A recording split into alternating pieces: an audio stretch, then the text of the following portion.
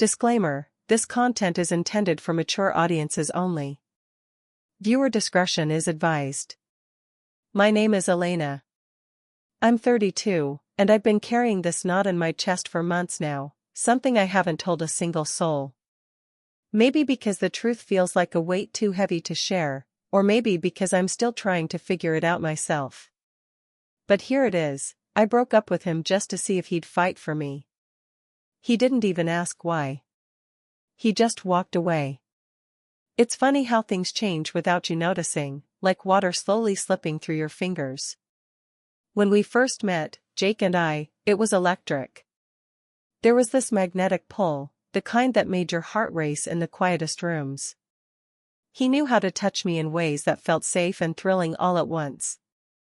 His hands on my back, the way he'd pull me close during those long, late-night talks. Even his breath warm against my neck made me feel alive, like I was exactly where I was supposed to be. But over time, those touches started to feel different. That kiss, once the promise of something wild and intimate, began to taste empty. It wasn't rough or rushed, just indifferent. Like he was going through the motions without really wanting me. I'd reach for him during our quiet nights on the couch, hoping for the warmth that used to follow, but instead, I'd get a shrug or a stiff squeeze. When he hugged me, it felt less like comfort and more like obligation, like he was holding me because he had to, not because he wanted to. I remember the exact moment it hit me, the moment the shift became undeniable. We were lying in bed, tangled in the kind of silence that's louder than words. I reached out, tracing his jaw with my fingers, trying to spark something, anything. He barely looked at me. And when I whispered, "Are you still here?" it wasn't just a question about the room. It was about us. And he didn't answer. He just turned away. That night, I realized I was losing him. And in some way, I was losing myself too. Jake is a firefighter. He's used to running toward chaos, saving lives in moments that demand everything from him: his strength, his focus, his heart. That's part of why I fell for him, the way he carried urgency and care in equal measure, like a steady flame even when everything else was burning down. But lately, that flame felt distant, flickering just out of reach. He'd come home exhausted, his body still humming from the adrenaline of a rescue.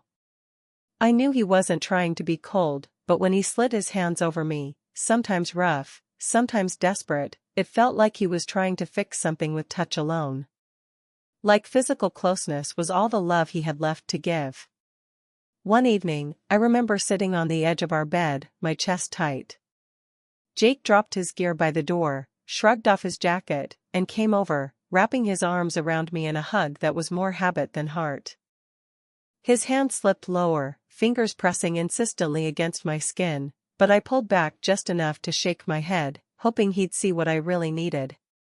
"Jake, wait," I said, voice trembling. I just need you to listen. Not touch." He blinked, confusion washing over his face. "But I thought you wanted—" "No," I interrupted, biting the inside of my cheek. "I want you here. With me. Not just your hands." He stepped back, rubbing the back of his neck like he was trying to solve a puzzle he wasn't sure he could crack. I felt exposed and frustrated, like I was speaking a language he couldn't understand. We had so many of these moments, the everyday clashes where I craved conversation, eye contact, the kind of emotional intimacy that made me feel truly seen. And he, exhausted and trained to act fast, reached for the physical instead. It wasn't about not loving me. It was about him not knowing how else to show it. But that gap, the space between his touch and my words, grew wider every day. And I was left wondering if he even realized what was slipping through his fingers. That night, Jake came into the kitchen while I was washing dishes. His hands were still smelling faintly of smoke and sweat, but he smiled like he wanted to bridge whatever distance had settled between us.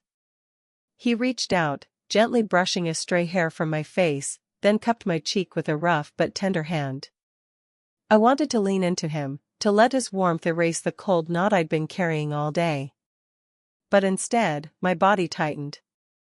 When he tried to pull me close, I flinched just a little when his hand slipped lower than I expected, just a quick, casual slap on my hip, but it hit somewhere deep, making me freeze. "Hey," he said softly, eyes searching mine.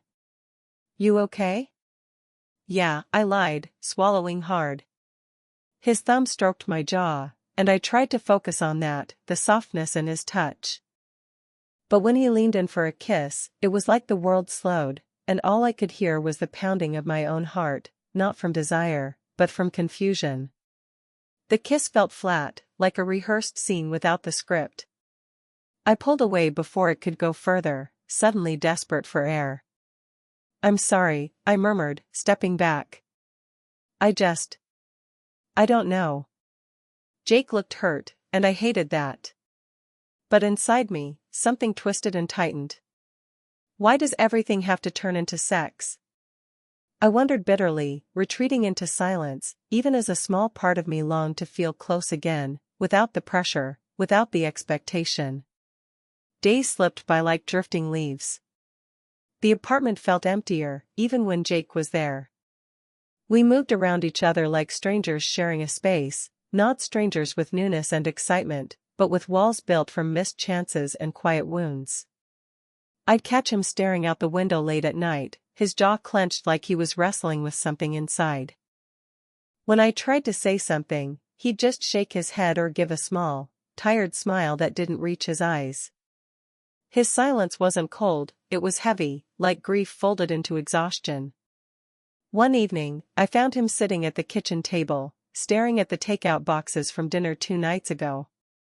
His hands were wrapped around a mug, fingers trembling slightly. For a moment, I saw him not as the man who hadn't fought for me, but as someone broken in ways I couldn't fix. A man carrying battles I didn't fully understand. And yet, I missed him so fiercely it hurt, his scent on the pillow, the way his laugh used to catch me off guard, the softness behind his rough exterior.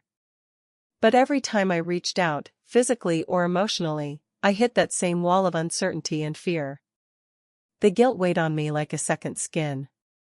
Was I pushing him away by wanting more? Was I punishing him for something he couldn't control? Or was I just scared of losing the person I once loved so deeply? That night, as I lay awake, I realized I had a choice. To try, really try, to tear down these walls together, or to let go and stop hoping for a fight that might never come. I didn't have the answer yet. But for the first time in weeks, I wasn't sure if walking away would hurt less than staying.